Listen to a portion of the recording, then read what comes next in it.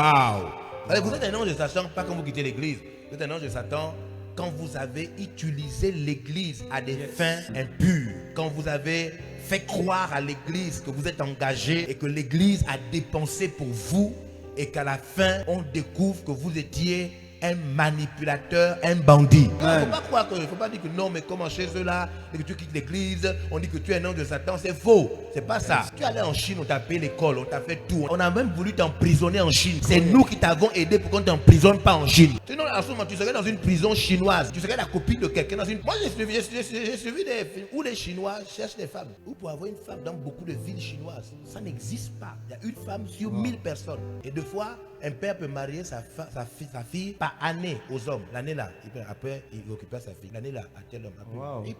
Il donne l'argent. Donc si on t'enferme en Chine, dans une prison où il n'y a que les hommes, et tu es noir, mince, regardez-moi des enfants comme ça. Donc les maudits sont ceux qui exploitent l'église, qui volent dans l'église, qui manipulent les pasteurs, qui font croire qu'ils sont engagés, alors qu'au fond, ils ont un double visage. Il s'agit de cela. Ils sont cela.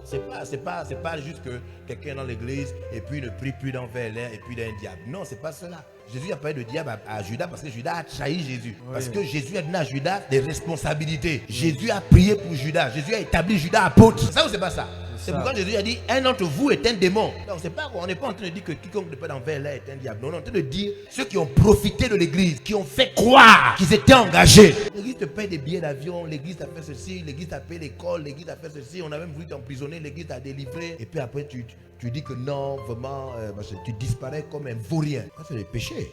Un jour l'évêque Dag a dit, et moi je suis vraiment d'accord, entre être homosexuel, c'est-à-dire on te dit bon, vu ce que ton grand-père a fait, on doit punir votre famille. Parce que vous savez, il est écrit que ça tombe dans la 4e génération. Sauf quand tu es chrétien, tu peux être délivré.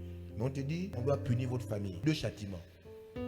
Ou tu es homosexuel, ou tu es déloyal. Tu dois choisir un. Tu es obligé. Ou tu es lesbienne, ou tu es un déloyal. Je dis, choisis. Mais tu dois choisir un, c'est obligatoire. Moi, j'ai choisi homosexuel. Moi, je préfère être homosexuel que d'être déloyal. Pourquoi?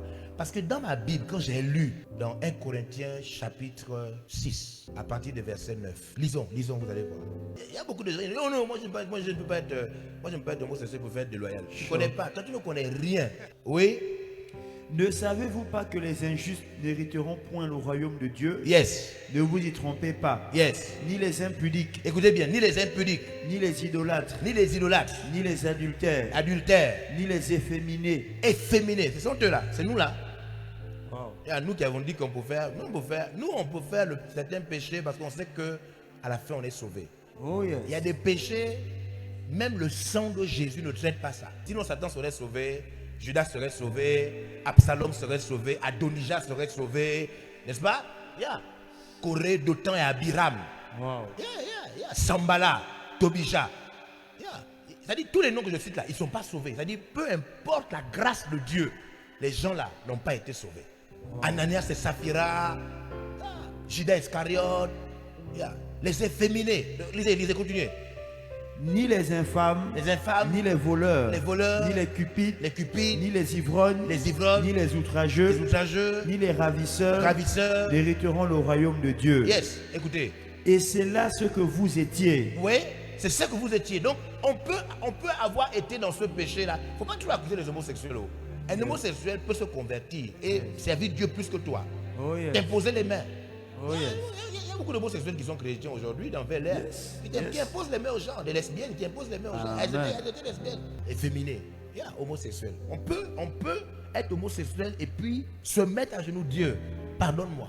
J'ai péché contre toi. Je ne savais pas. Oh, yes. Pardonne-moi. Et puis Dieu te lave. C'est ce que le verset dit. Le verset dit. Et c'est là ce que vous étiez quelques-uns d'entre vous. Écoutez. Mais vous avez été lavés. Vous comprenez? Lavé. Donc on peut être lavé de l'homosexualité. Je ne sais pas si vous comprenez.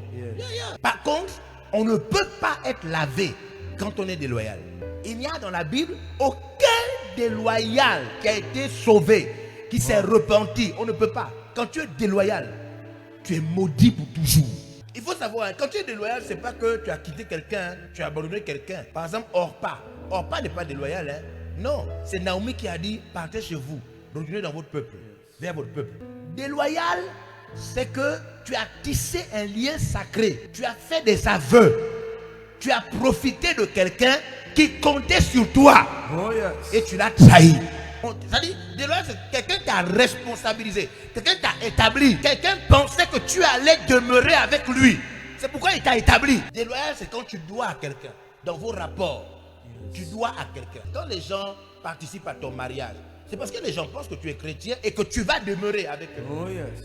Donc si tu quittes, c'est que tu as trompé les gens. Parce que si tu avais dit aux gens, s'il vous plaît, je vous quitte dans un an parce que je ne me sens pas impliqué avec vous, ce que vous faites là, je ne sens pas ça dans mon cœur. Personne n'allait te payer l'école. Si tu disais, alléluia, alléluia, oui, je suis là seulement pour une formation, je ne crois pas vraiment à cette vision-là, mais vous avez des bons enseignements, je ne veux pas être avec vous. Je veux juste prendre 2 formations et puis partir. Personne n'allait organiser ton mariage.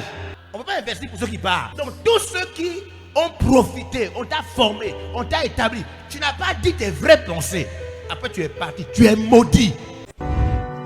Vous pouvez retrouver l'intégralité de ce message sur la page Facebook et la chaîne YouTube de l'apôtre évangéliste Georges Olivier Passabois. Abonnez-vous et ne ratez plus rien. Cet extrait a été réalisé grâce au concours des partenaires VLR Impact TV.